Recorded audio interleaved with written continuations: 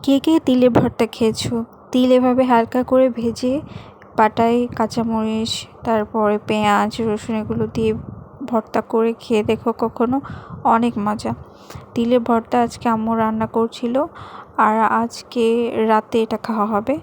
আর ইফতারিতে ছিল জিলাপি, ডিমের চপ, পেঁয়াজু, বেগুনি, ঝুরি, কলা, শসা, বুন্দিয়া, নিমকি, বাদাম, খেজুর, আরও অনেক কিছু, গাজর, আর শরবত তো অবশ্যই ছিল, বেলের শরবত।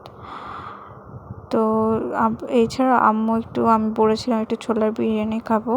নওগাঁতে এটা খুব ফেমাস, সবাই মোটামুটি চেনে। তো এই বিরিয়ানি খেয়েছিলাম, ছোলার বিরিয়ানি। তো আজকে আমাদের বেলের শরবত ছিল না, সরি, আজকে ছিল ঘোল। একদিন বেলের শরবত, একদিন ঘোল করে আম্মু। যাই হোক, আম্মুর হাতের কাজ তোমাদেরকে দেখে, আমার আম্মু অনেক গুণের অধিকারী। তার মধ্যে একটা গুণ হচ্ছে সে কুরুচ অনেক ভালো করে। তো কুরুচের মাধ্যমে একটা ক্যাপ আমার জন্য বানাচ্ছে, আর এটা হচ্ছে কুশন। এরকম আরও 5টা মধ্যে একটা দেখালাম, আর 4টা আছে সোফা সেটের। তো এই কুশনগুলো, যাই হোক, আজকে তোমাদেরকে আমাদের বাসার রোডটা দেখাই। চারপাশে এত সজনে ধরেছে, সজনে ধরে পুরো রাস্তা দেখো উপরে, 2 পাশে সজনে। দেখতে এত সুন্দর লাগছিল, মনে হচ্ছিল যে চীন দেশে ফুলগুলো যেমন থাকে ছোট ছোট, সজনের ফুলগুলো কিন্তু ওরকম ছোট ছোট, সুন্দর। যাই হোক, এরপরে আমরা একটু রাতে তিলের ভর্তার সাথে আম্মু করছিল ঘন করে মসুর ডাল আর করলা ভাজি। করলা ভাজিও আমার খুব প্রিয়। আমি জানি অনেকে করলা পছন্দ করে না, কিন্তু যারা পছন্দ করে তারা তো জানে।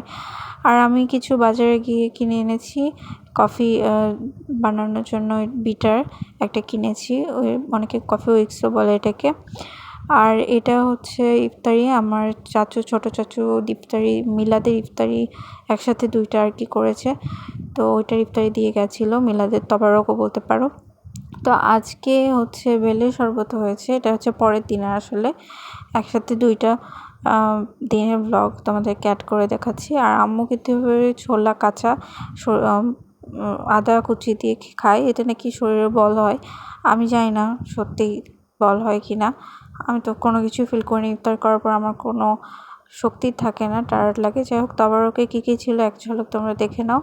এখানে আপেল ছিল, আর যা যা ইফতারিতে থাকে তাই। আর বিরিয়ানি ছিল, চিকেন বিরিয়ানি। আর আমি কিনেছি একটা ব্ল্যাক সিড অয়েলও বাজার থেকে, মেহেদি কিনেছি, এই রুচি মিক্সড ফ্রুট জ্যামটা কিনেছি হোস্টেলের ব্রেডের সাথে খাওয়ার জন্য। তার সাথে গন্ধরাজ তেল কিনেছি, এটা কিন্তু আগেকার দিনে মানুষ খুব ভালো চিনবে। এটা কিন্তু অনেক সুন্দর এবং খাঁটি, এবং চুলের জন্য খুব ভালো। আমি তারপরও অনেকদিন ইউজ করিনি, তা আজকে দেখলাম জন্য নিয়ে নিলাম, তোমাদের সাথে রিভিউ দিব অবশ্যই। আর 3টে মেহেদি কিনেছি। আজকে পর্যন্ত, আল্লাহ হাফেজ, সবাই ভালো থাকো, ঈদ মোবারক।